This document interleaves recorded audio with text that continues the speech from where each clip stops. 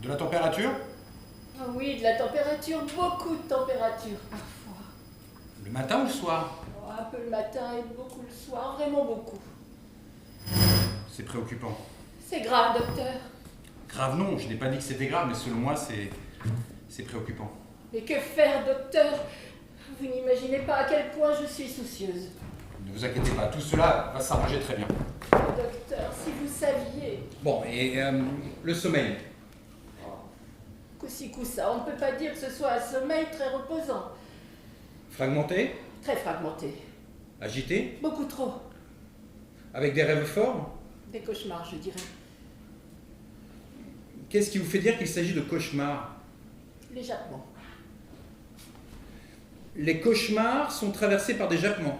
Des jappements sonores. Continue? Oh là là, non, très discontinu. Mais des jappements comme quoi? Des jappements comme ça. Ah, waouh! J'ai compris. Ah, waouh! Ah, waouh! Non, docteur, vous ne dites pas bien. Écoutez. Ah! Waouh!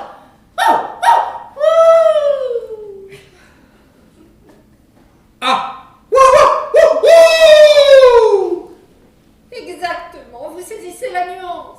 Oui, oui, elle est sans gravité. En tout cas, sans atteinte sur la nature du mal. Quel mal. Le mal qui entraîne ces grosses angoisses. Oh, ça oui. Des angoisses énormes. Toutes les nuits?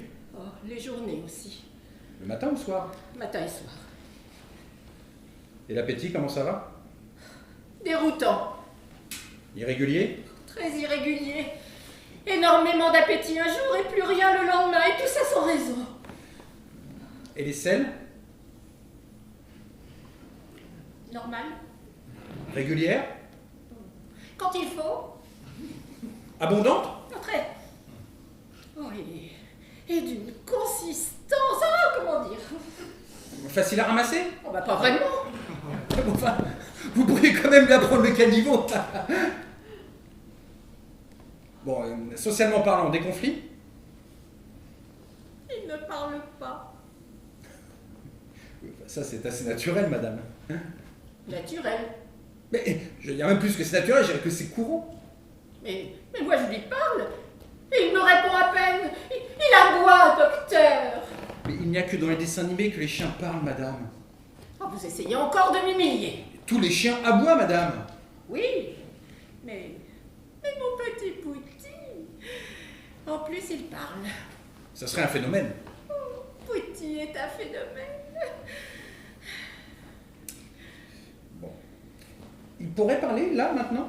Oh, bah pas maintenant. Oh, Pouty est trop timide. Et si vous le mettez en demeure, vous allez le réduire, le condamner au silence. Écoutez, madame, je suis quand même psychothérapeute. Vous n'êtes pas vétérinaire? Psychothérapeute canin? Docteur, l'époque est incertaine. Je viens vous consulter car mon petit Pouty souffre très gravement. Pourtant, il me donne l'impression de se comporter comme un chien normal. Je veux dire même plus ordinaire. Ordinaire? Pouty? Mais c'est mon chien, docteur. Disons qu'il se comporte comme la plupart des chiens qui viennent consulter ici. Docteur, si les chiens viennent chez vous, c'est qu'ils sont malades. Pas tous. Quoi? Vous? Un psychothérapeute canin? Vous savez bien que c'est seulement quand les chiens ont des troubles mentaux graves que vous vous penchez sur leur cas. Je ne me penche pas tellement. Et les troubles des chiens, la plupart du temps, ils viennent d'émettre. Quoi? Vous prétendez que je suis dérangée? Non. Vous vous êtes aussi normal que la plupart des gens qui m'apportent leur chien en consultation ici. Et pour preuve que votre petit Pouty est lui aussi normal, c'est qu'il mange au moins une fois par jour. 3 fois, docteur.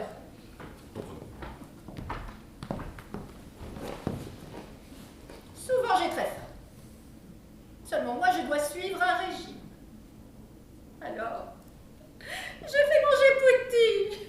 Ça me nourrit, ça m'enchante de le voir se goinfrer. Il fait du bruit en mangeant? Énormément. Quel genre de bruit? Miam miam? Oh, beaucoup plus que ça. Et il envoie de la nourriture partout. Partout? De tous les côtés, docteur. Il faut une demi-heure à la femme de ménage pour nettoyer après. Ce bruit qu'il fait en mangeant, ça vous soulage? Ça me nourrit. Vous pourriez le répéter? Mais bien sûr. Je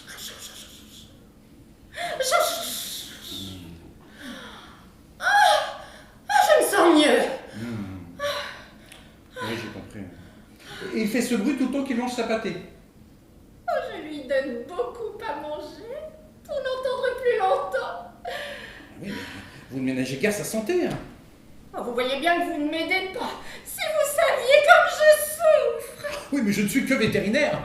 Mais c'est pour lui que je viens consulter, docteur. Sauvez-le. Mais il n'a rien. Alors sauvez-moi. Ce n'est pas le même tarif de consultation. Ça me fait rien. Quand il s'agit de ma santé ou de celle de Pouty, j'ai les moyens. Attendez. Bon, reprenons. Asseyez-vous.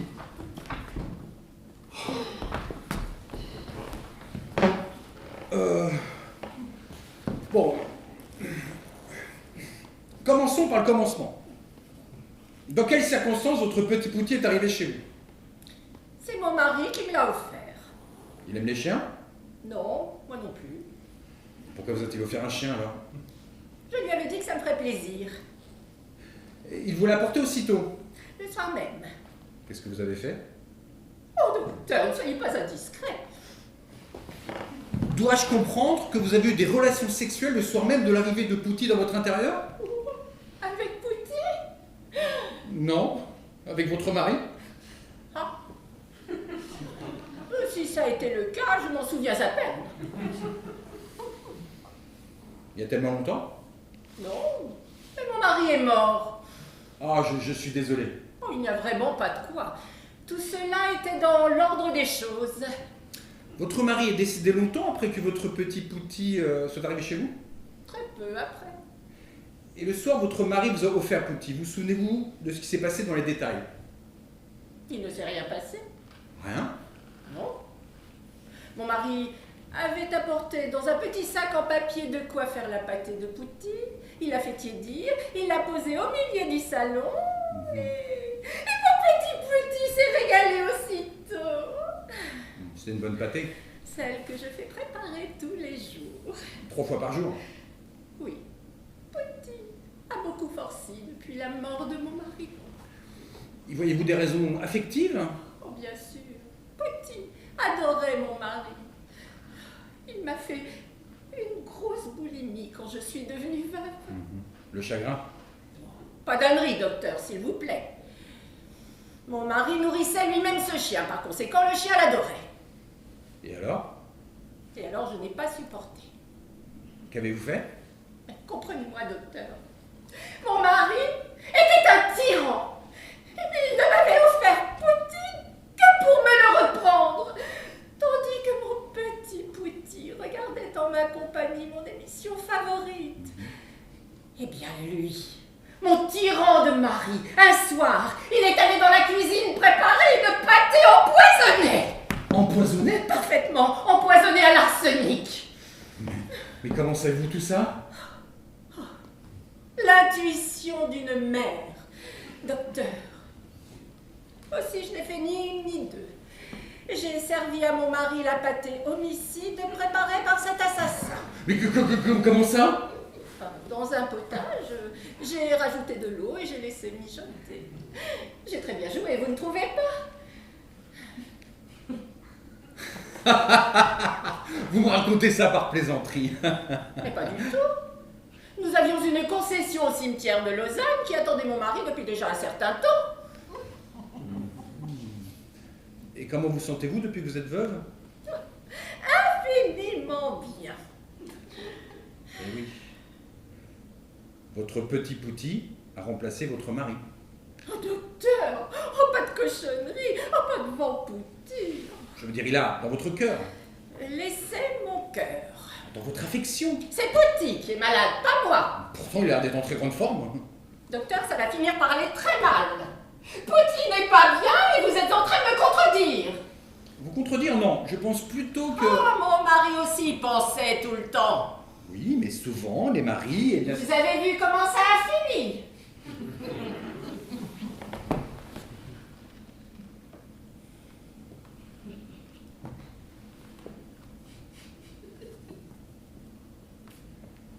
Il est peut-être mort d'autre chose que du potage que vous l'avez servi, votre mari.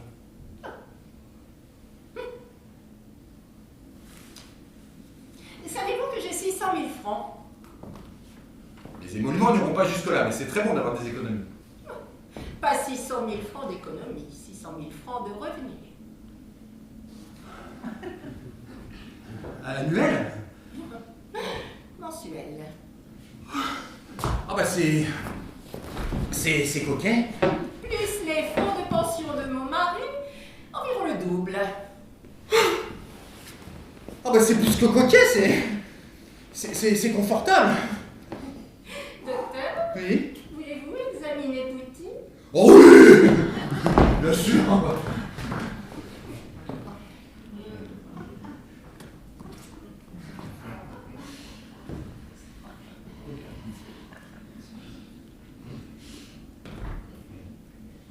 Il n'a pas l'air très gros pour un chien qui mange 3 fois par jour. Il ne mange plus. C'est pour ça qu'il a l'air si plat. C'est moi qui mange. Oui. Une bonne pâtée. Mais croyez-moi, je ne choisis pas n'importe quoi. Bah ça, puisque vous avez les moyens. Et le nez de Pouty. Vous avez bien remarqué la truffe de Pouty. Oui, c'est marrant. Chez un chien en bonne santé, il devrait être humide. Et là, il est tout sec. Oui, j'avais pas fait attention. C'est le procédé. Et quel procédé? Un procédé tout à fait moderne. Mieux que l'empaillage, la déshydratation. Oh mais... Ah mais alors? Ah mais oui, il a l'air vivant comme ça. Mais c'est une fourrure avec ma main dedans. Je le fais bouger quand je veux. Et les nuits? Ah, les cauchemars, c'est moi. Et l'échappement? L'échappement aussi, c'est moi. Franchement. Je ne me sens pas bien du tout, docteur. Ah, c'est vous. Je vais vous recommander un de mes confrères. Un médecin? Un psychothérapeute. Canin? Non, mais un médecin, pas un vétérinaire. Mais je veux un psychothérapeute canin. Mais aucun ne vous acceptera. Ah, mais si, vous. Je ne suis pas compétent. Mais vous savez tout sur moi, Mais- docteur. Vous confierez très bien à notre médecin. Et en plus, vous me plaisez. Je pense qu'avec un bon traitement... Oh, épousez-moi. Ou sans doute une cure thermale. Oh non, vous. Mais rien ne me qualifie. Mais si. Écoutez, vous prenez le soin de Pouty, l'un des enfants. Il ne reste plus grand-chose maintenant. Oh, mais c'est moi qui suis en risque quand Pouty a mal. C'est moi qui sens. Ah mais il est empaillé. Déshydraté, docteur. Il n'aurait que plus à plaindre. Écoutez madame, c'est vous qui avez besoin d'un bon traitement, pas votre chien, parce qu'il en reste la pauvre bête. Mais justement, je ne peux plus me soigner qu'en faisant passer ma guérison par mon petit Pouty. Je ne suis pas à la hauteur, vous comprenez? Je ne suis pas à la hauteur. Empaillé. Déshydraté. Oh, c'est pas possible. Psychothérapie canine. Champagne déshydraté. C'est grave. Tu es folle, celle-là.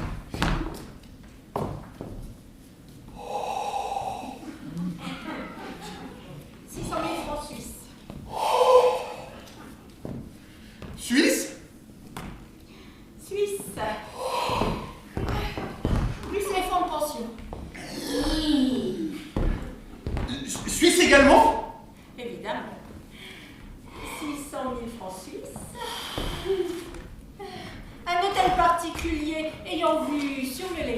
Une voiture avec chauffeur.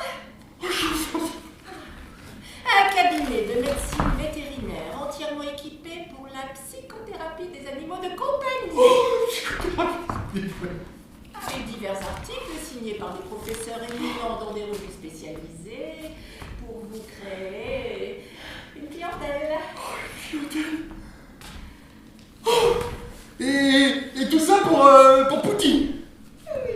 Pour mon petit Pouti. Et pour moi aussi. Oui, mais je ne sais même pas votre prénom, hein. Oh, ce serait entièrement déplacé dans un premier temps. Attendons de mieux nous connaître. Ce dont je veux être sûre, Oui. c'est de votre attachement à Pouti. Oh, bah là, il est énorme. Mesurable. Oh, considérable. 600 000 francs suisses, tu m'étonnes. Si vous aimez vraiment Pouti, je veux dire vraiment et très sincèrement, je vais le sentir au ton de votre voix. Répétez après moi. Pouti!